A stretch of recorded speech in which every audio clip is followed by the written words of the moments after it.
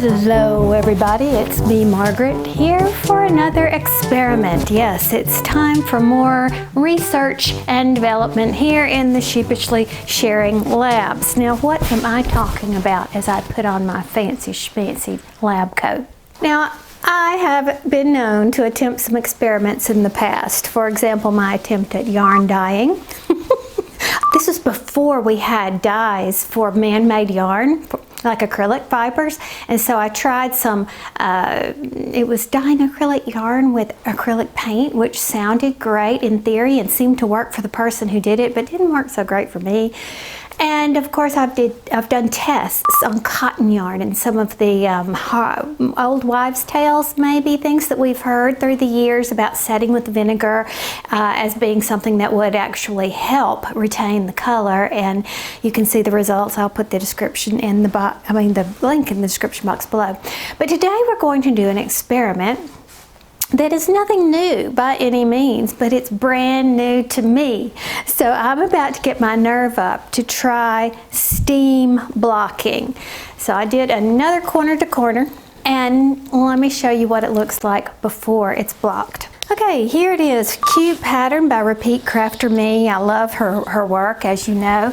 I'm stuck with my goal of using only yarn that I had in my stash, so obviously my colors do not match the colors that she chose. And you can also see a lot of waving and lopsidedness going on with this. Now that I attribute to my own mistakes. Now here's what it could be. Could be tension, could be that I got looser as I was going along in that direction. Could be that I added more stitches than I needed to in certain places, although it looks pretty good right here. It seems to mess up towards the outer part.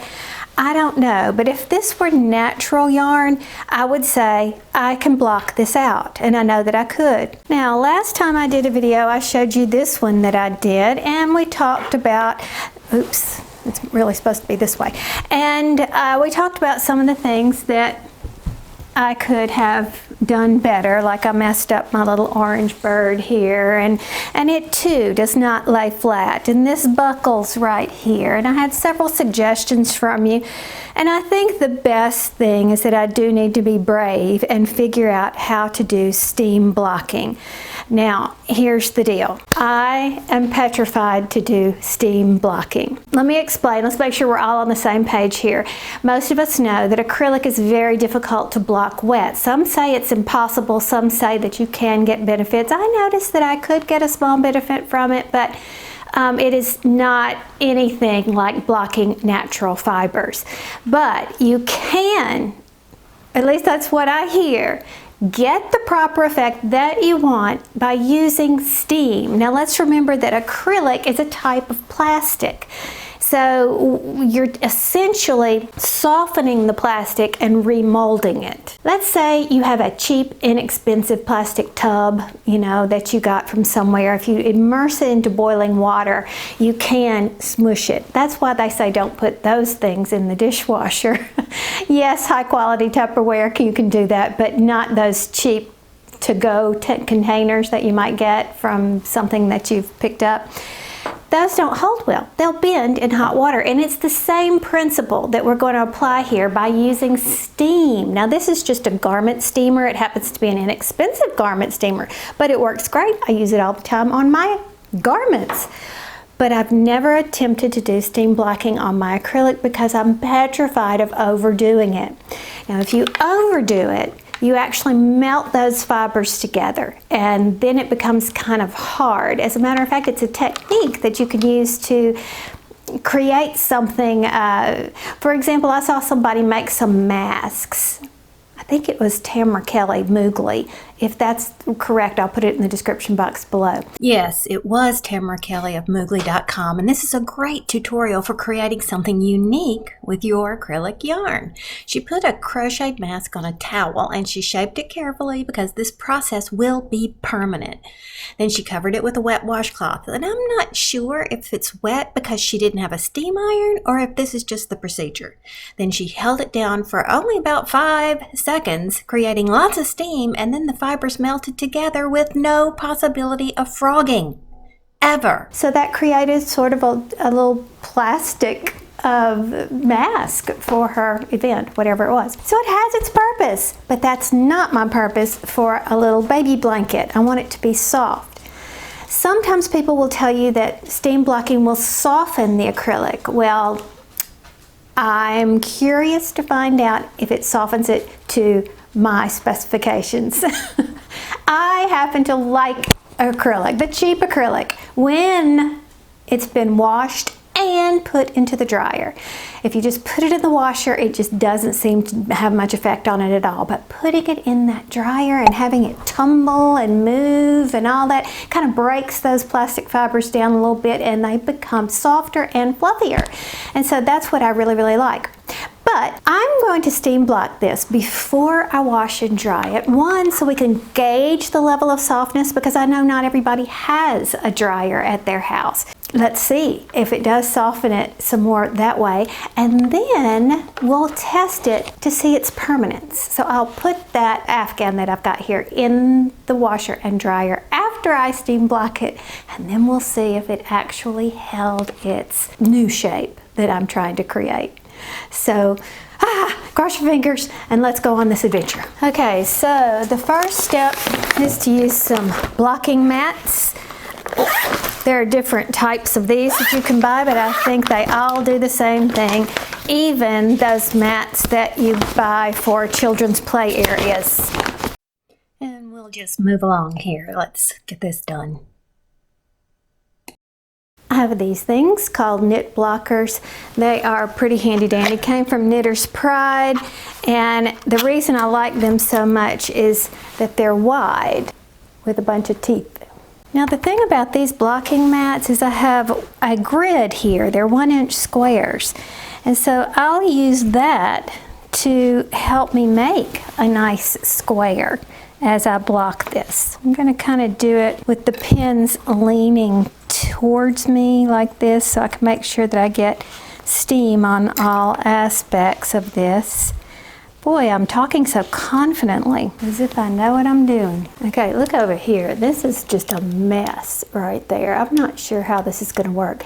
Let me mess with it for a little while. Okay, I think I got it pretty square as I'm going to get it, as wonky as it was. And now I've got some steam in my steamer waiting for it to heat up. Now this is not a very large capacity steamer, so I wonder how, I have no idea what I'm doing, so we're just gonna have to see. All right, can you tell it's coming out? All right, so it's spitting all over the place. If I tip it over, it spits. Okay, I can't see where anything is happening, so this kind of makes me a little nervous because I don't know when to stop.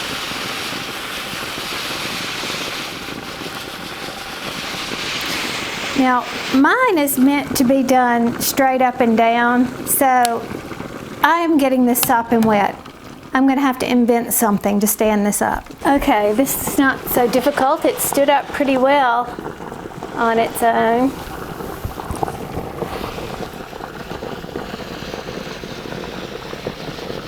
And my guess is that I'm supposed to hit every corner of this. It's still dripping, and this thing never drips, so I don't know what's going on. It is better. Now gravity is going to make this sag right there where it's given way. So, maybe I should have pinned it better at the top. So, we're doing this so we can learn from my experiences. So if this is beginning to sag once I've set it up like this, keep that in mind if you have to do yours vertically. Now, I imagine if I had a better version of a steamer, you know, one of those higher quality ones that I could actually hold perpendicular to my work horizontally instead of vertically, then I probably wouldn't have this problem. I think this is the perfect situation for blocking wires, which of course I don't have. I would slide them through the top edge and then hold them in place with pins. And I just stopped editing and ordered myself some for future use. Watch it right here. It's going to give way. Did you see that? How it really gave way?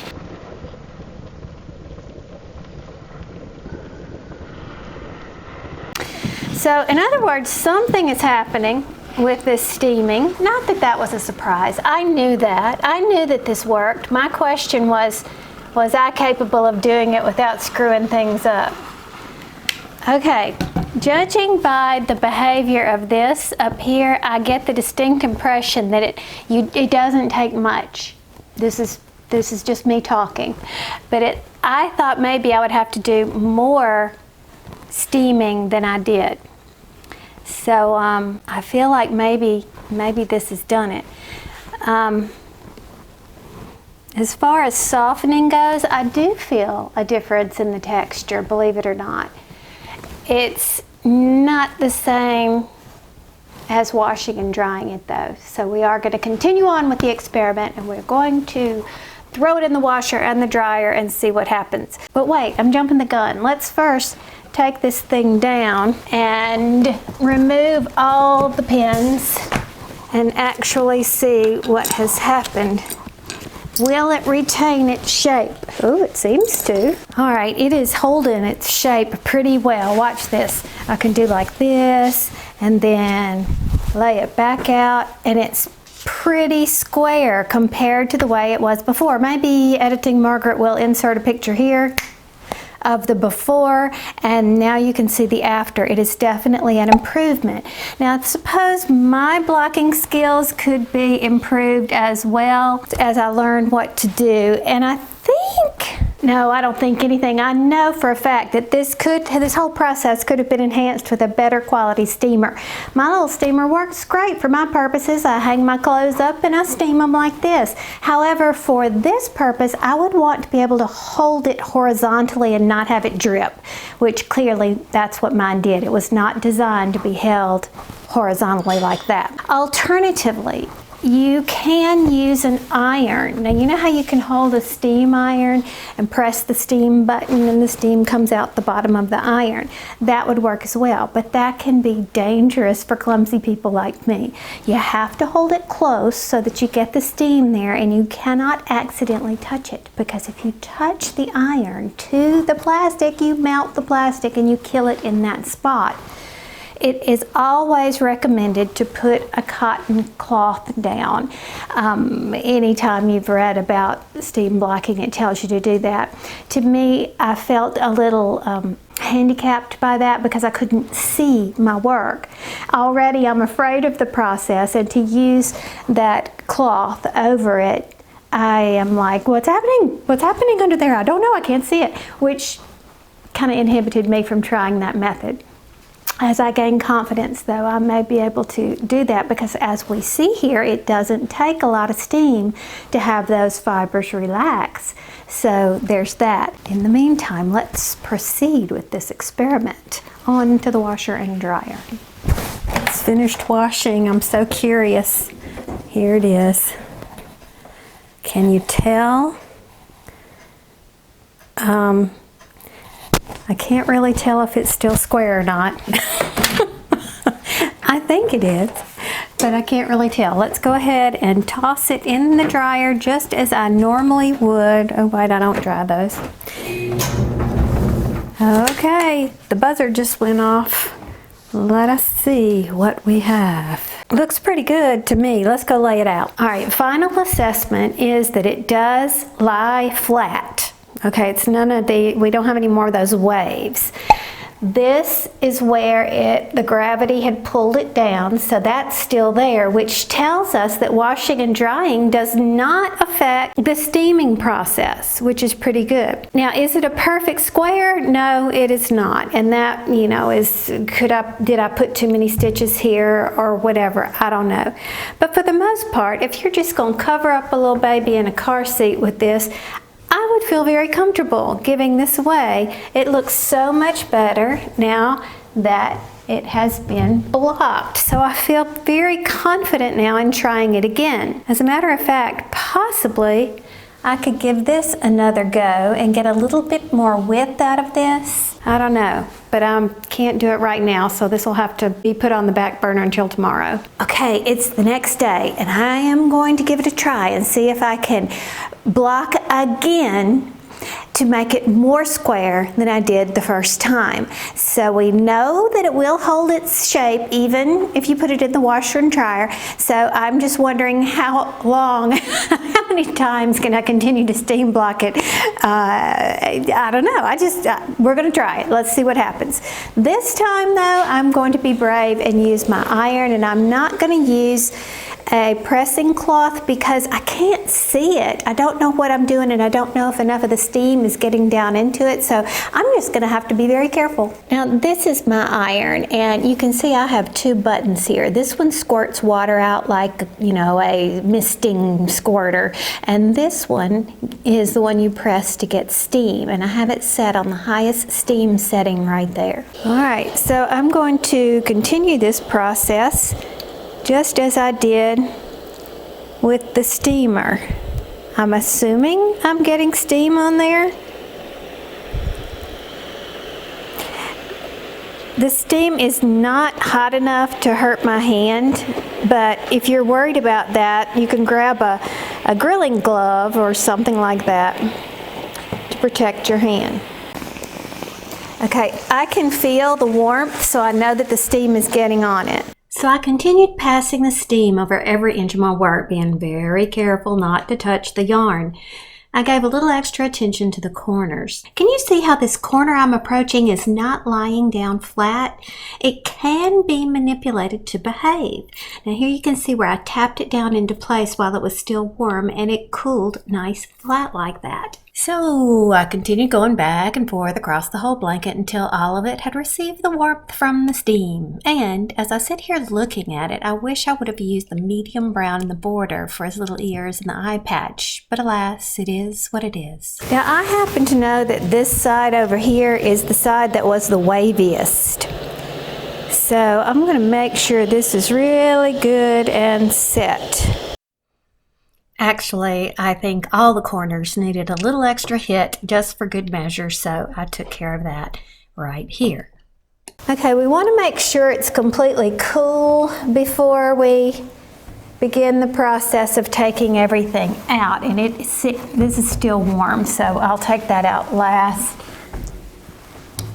Up there. So I can start down here where it's cool, but I'll tell you the longest part of this entire process was actually setting these pins in, because it was very tedious. I wanted to make sure that all parts of my edges were in line on the grid. So it took about 15 minutes for me to place all these in the right places. All right, so now let's move it around and wiggle it around and squish it up and all that kind of stuff. And let's lay it back out and see how it looks. I would say that that's an improvement. So I'm going to have to say that I'm very impressed with my little experiment here, that I'm not as afraid of it anymore. I'm still afraid of it with the iron, and I probably won't make a habit of using that. I'm going to have to buy myself a better steamer. But all in all, I think it improved the end result dramatically. So 2 thumbs up for acrylic steaming. Thanks for watching. Talk soon. Bye. Check this out. It's actually folded with right angles. Oftentimes when I try to fold something, it's like all off kilter. And yet it squared up nicely. So yay me. Glad I was brave.